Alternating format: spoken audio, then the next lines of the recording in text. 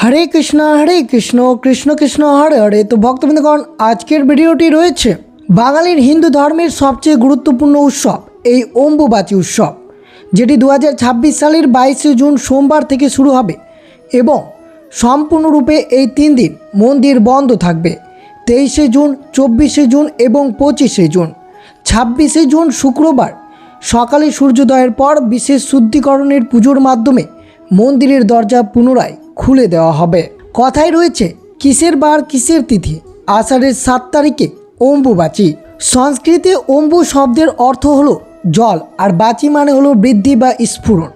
অর্থাৎ আষাঢ়ের প্রথম বর্ষণে যখন রুক্ষ তৃষ্ণার্ত মাটি সিক্ত হয়ে ওঠে, তখন পৃথিবীর গর্ভে সৃষ্টির যে এক অলৌকিক নবজাগরণ ঘটে, শাস্ত্র ভাষায় তাকেই বলা হয় অম্বুবাচী।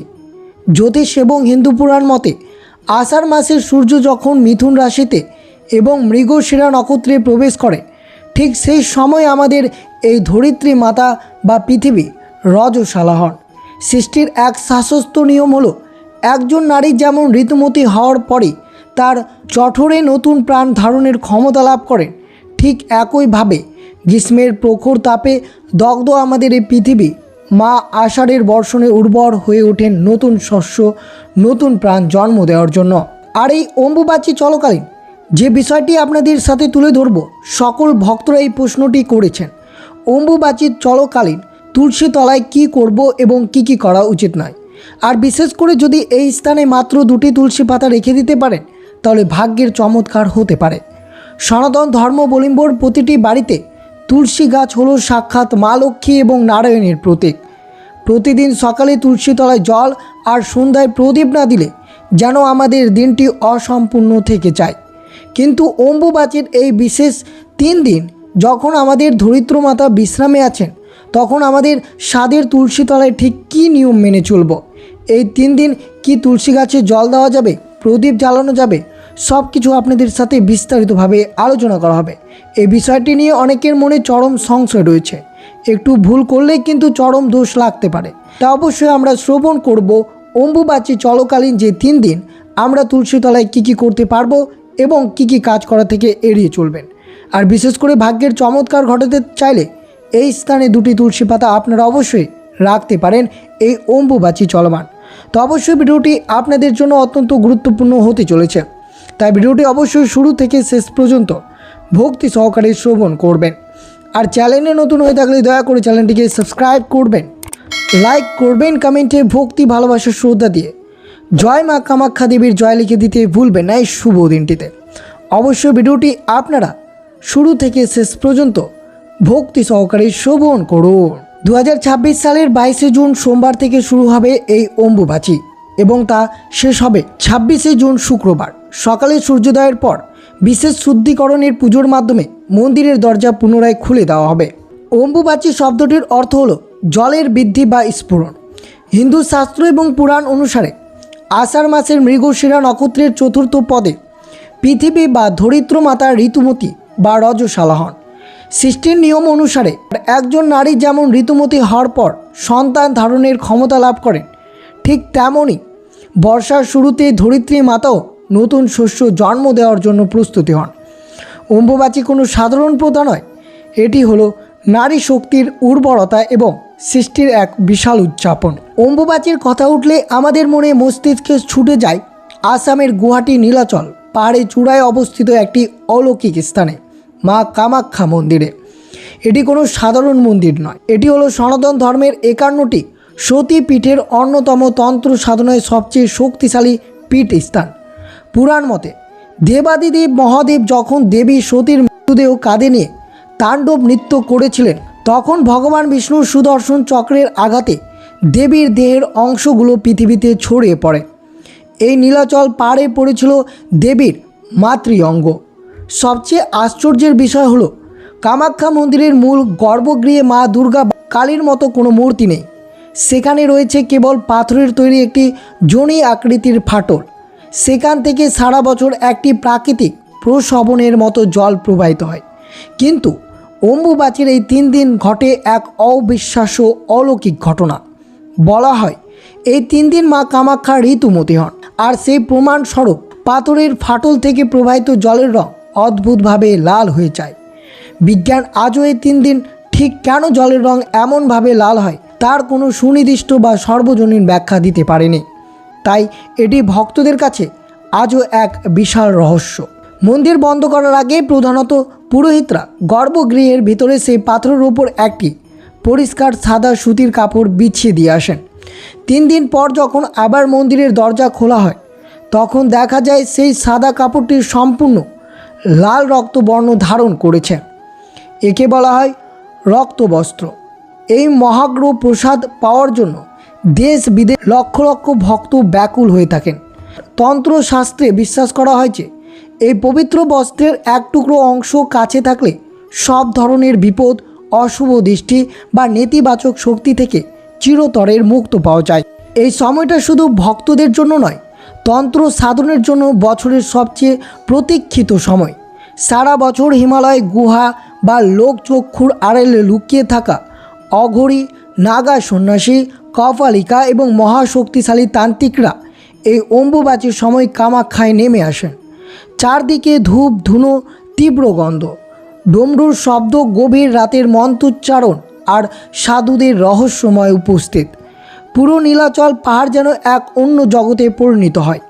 এই 3 দিন কামাখ্যা মন্দির কেবল একটি উপাসনালয় থাকে না, এটি পরিণত হয় এই ব্রহ্মাণ্ডের এক বিশাল আধ্যাত্মিক শক্তির কেন্দ্রবিন্দুতে। কিন্তু বিশেষ করে এই অম্বুবাচীর 3 দিন ধরিত্র মাতা নতুন শস্য সৃষ্টির জন্য প্রস্তুতি হন। তিনি রজস্বালা থাকেন, তাই একজন সন্তানের মতো আমাদের কর্তব্য হলো মাকে বিশ্রাম দেওয়া। ঠিক এই কারণেই এই সময় মাটিতে যে কোনো ধরনের আঘাত করা সম্পূর্ণরূপে নিষিদ্ধ থাকে। কৃষকরা এই সময় জমিতে লাঙল দেন না, মাটি খোঁড়া হয় না, এমনকি মাটিতে কোনো নতুন বীজ বপনও করা হয় না। কারণ যে মা আমাদের সারা বছর অন্ন জুগিয়ে বাঁচিয়ে রাখেন তাকে তার বিশ্রামের সময় আঘাত করা বা কষ্ট দেওয়া কোনো সন্তানের কাজ হতে পারে না। কিন্তু বিশেষ করে মনে রাখবেন, প্রত্যেক সনাতন হিন্দু ধর্মের বাড়িতে অবশ্যই তুলসী গাছ রয়েছে। সেই তুলসী গাছে মা লক্ষ্মী এবং নারায়ণের প্রতীক। অর্থাৎ প্রত্যেক সন্ধেবেলায় তুলসীর তলায় সন্ধ্যের প্রদীপ জ্বালায় এবং তুলসী গাছে জল অর্পণ করেন। কিন্তু অবশ্যই জানবেন এই অম্বুবাচী চলমান 3 দিন তুলসী গাছের তলায় কী করবেন, কী করা উচিত নয়, তা অবশ্যই আপনাদের ভক্তি সহকারে শ্রবণ করতে হবে। প্রথমত, তুলসী গাছ মাটি স্পর্শ করা সম্পূর্ণরূপে নিষিদ্ধ। যেহেতু তুলসী গাছ সরাসরি মাটির সাথে যুক্ত আর ধরিত্রী মাতা এই সময় রজস্বালা থাকেন, তাই এই 3 দিন ভুল করে তুলসী গাছ বা তুলসী মঞ্চের মাটি স্পর্শ করবেন না। এই সময় তুলসী পাতা ছেঁড়া সম্পূর্ণরূপে নিষিদ্ধ।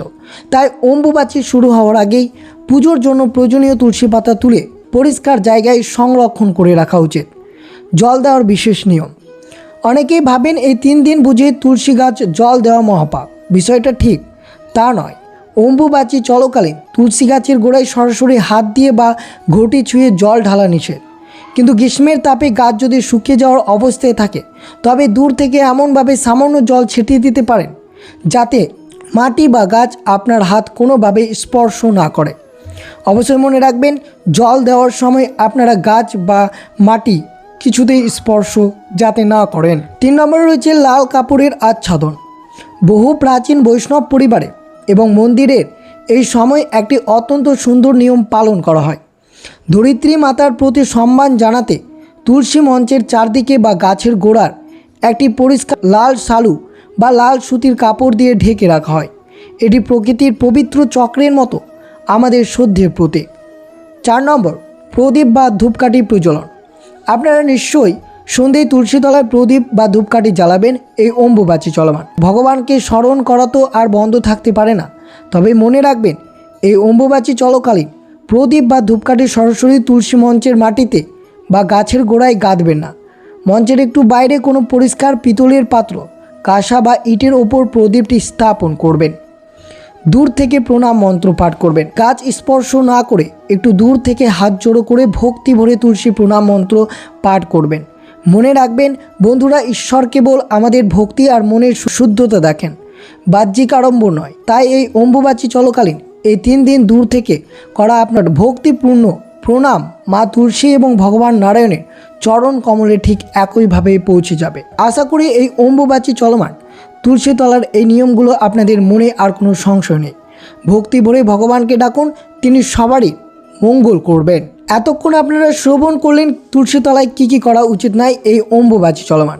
এবার অবশ্যই এই অম্বুবাচীর 3 দিন এমন কিছু বিশেষ গুপ্ত ক্রিয়াকলাপ রয়েছে যা তুলসী তলায় সঠিক নিয়মভাবে করতে পারলে আপনার সংসারে আর্থিক অভাব, অশান্তি, নেতিবাচক শক্তি চিরতরে দূর হতে পারে।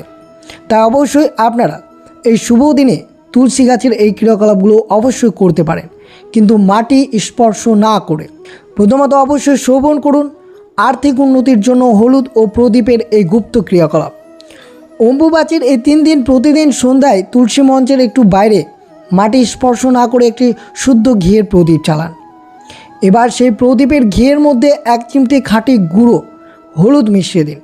হলুদ হলো ভগবান বিষ্ণুর অত্যন্ত প্রিয় এবং মা লক্ষ্মীর আকর্ষণের মূল বস্তু।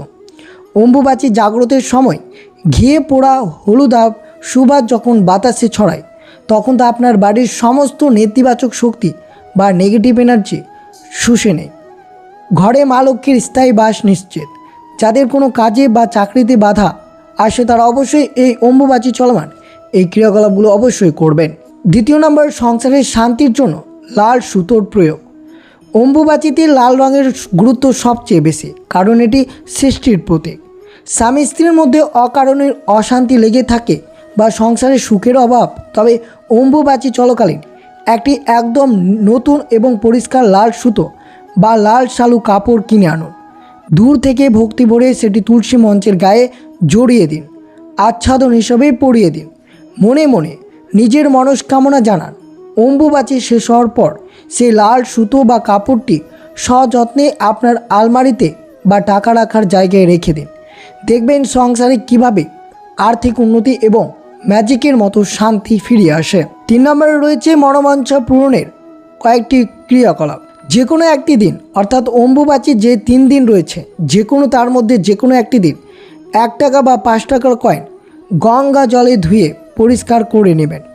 প্রদীপ জ্বালানোর পর সেই কয়েনটি প্রদীপ ঠিক পাশেই রেখে দিবেন। এরপর গাছকে কোনোভাবেই স্পর্শ না করে একটু দূর থেকে তুলসী মঞ্চকে 3 বার বা 7 বার প্রদক্ষিণ করবেন। প্রদক্ষিণ করার সময় মনে মনে আপনার সবচেয়ে বড় ইচ্ছার কথা তুলসী মাকে জানাবেন। অম্বুবাচী নিবৃত্তি বা শেষ হওয়ার পরদিন সকালে ওই কয়েনটি তুলে আপনার মানি ব্যাগ বা ক্যাশ বাক্সে রেখে দিতে পারেন। এটি কোনো সাধারণ কয়েন থাকবে না, এটি হয়ে উঠবে আপনার জন্য এক সৌভাগ্যের প্রতীক, যা আপনার অর্থের প্রবাহ বহুগুণ বাড়িয়ে দেবে। তো অবশ্যই আপনারা শ্রবণ করলেন, আর বিশেষ করে মনে রাখবেন ভক্তি আর বিশ্বাস থাকলে এই ছোট ছোট ক্রিয়াকলাপ আপনার জীবনের মোড় ঘুরিয়ে দিতে পারে। এই অম্বুবাচী অত্যন্ত শুদ্ধ মনে এই কাজগুলো করে দেখুন। মা তুলসী এবং নারায়ণের কৃপা আপনার সংসারের উন্নতি ঘটতে থাকবে। আর অবশ্যই আপনারা এই স্থানে মাত্র 2টি তুলসী পাতা যদি রাখতে পারেন, তাহলে অবশ্যই পরিবারের আর্থিক উন্নতি এবং নেতিবাচক শক্তি দূরীভূত হবে। অনেক সময় মনে হয় ঘরে যেন কোনো অশুভ ছায়া বা নেতিবাচক শক্তি বিরাজ করছে, কোনো কাজে মন বসছে না। এই সমস্যা থেকে মুক্ত পেতে একটি পেতলের পাত্রে পরিষ্কার জল বা গঙ্গা জল নিয়ে তাতে 5টি বা 7টি তুলসী পাতা সারা রাত ভিজিয়ে রাখুন। পরদিন সকালে সেই জল সারা ঘরে, বিশেষ করে ঘরের প্রতিটি কোণায় এবং মূল দরজায় ছিটিয়ে দেবেন। তুলসীর এই ঔষধ আধ্যাত্মিক শক্তি মুহূর্তের মধ্যে আপনার বাড়ির সমস্ত নেতিবাচক শক্তিকে দূর করে এক পবিত্র শান্ত পরিবেশ তৈরি করে। আর অবশ্যই বিশেষ করে মনে রাখবেন, অম্বুবাচী চলমান আপনারা অবশ্যই বালিশের তলায় এই 2টি বা 3টি তুলসী পাতা যদি রেখে ঘুমাতে পারেন, তা অত্যন্ত শুভ হতে পারে আপনার পরিবারের জন্য। যদি আপনার কোনো কাজে সাফল্য লাভ করতে পারছেন না, তাহলে এই অম্বুবাচীর দিন বা অম্বুবাচী চলমান আপনারা অবশ্যই বিশেষ করে ডান হাতে একটি তুলসী পাতা নিয়ে ভগবান বিষ্ণুকে স্মরণ করবেন। এরপর সেই পাতাটি একটি হলুদ কাপড়ে মুড়িয়ে আপনার শার্টের প্যাকেট বা ব্যাগে রেখে দিন। তুলসী পাতায় এই পজিটিভ এনার্জি আপনার আত্মবিশ্বাস বৃদ্ধি করবে এবং যে কোনো কাজের আসা সমস্ত বাধাকে দূরীভূত করবে। তো অবশ্যই আপনারা শ্রবণ করলেন অম্বুবাচী চলমান তুলসী তলায় কী কী কাজ করবেন, কী কী করা উচিত নয়, আর বিশেষ করে এই তুলসী পাতা কোন স্থানে রাখলে পরিবারের মঙ্গল হবে। আর অবশ্যই আপনারা শ্রবণ করবেন এই শুভ দিনে, অর্থাৎ অম্বুবাচী চলমান এই অম্বুবাচীর ব্রত কথাটি আপনাদের অবশ্যই একটিবার হলেও ভক্তি ভরে শ্রবণ করা উচিত। হে ভক্তমণ্ডলী, আজ আমরা শ্রবণ করব সনাতন ধর্মের অন্যতম পবিত্র ও তাৎপর্যপূর্ণ অম্বুবাচীর কথা। আপনারা যারা অত্যন্ত ভক্তি ভরে এই ব্রত পালন করেছেন, বা এই পুণ্যকথা শ্রবণ করেছেন তাদের সকলের প্রতি মা কামাখ্যা এবং ধরিত্রী মাতা সদয় হন। চোখ বন্ধ করে পরম ভক্তি ভরে স্মরণ করুন আদি শক্তি মহামায়াকে। পৌরাণিক যুগের কথা, প্রজাপতি দক্ষ এক বিশাল মহাযজ্ঞের আয়োজন করলেন, কিন্তু তার মনে ছিল দেবাদিদেব মহাদেবের প্রতি চরম বিদ্বেষ। তাই 3 জগতের সকল দেবদেবীকে সেই যজ্ঞে আমন্ত্রণ জানালেও তিনি নিজের কন্যা সতী এবং জামাতা মহাদেবকে আমন্ত্রণ জানালেন না। কিন্তু পৃতগৃহে যজ্ঞ হচ্ছে শুনে দেবী সতী মহাদেবের নিষেধ সত্ত্বেও সেখানে উপস্থিত হলেন। যজ্ঞস্থলে উপস্থিত হতেই প্রজাপতি দক্ষ সবার সামনে মহাদেবকে চরম অপমান করতে লাগলেন। স্বামীর এই ঘোর নিন্দা সতী মায়ের কাছে সহ্য হলো না। স্বামীর সম্মান রক্ষার্থে এবং পিতৃনিন্দার প্রায়শ্চিত্ত করতে দেবী সতী সেই যজ্ঞের প্রজ্বলিত অগ্নিতে ঝাঁপ দিয়ে নিজের দেহ ত্যাগ করলেন। দ্বিতীয় অধ্যায়, মহাদেবের প্রলয় তাণ্ডব ও সতীপীঠের সৃষ্টি। সতী মায়ের দেহত্যাগের খবর কৈলাসে পৌঁছাতেই মহাদেব ক্রোধে উন্মুক্ত হয়ে উঠলেন।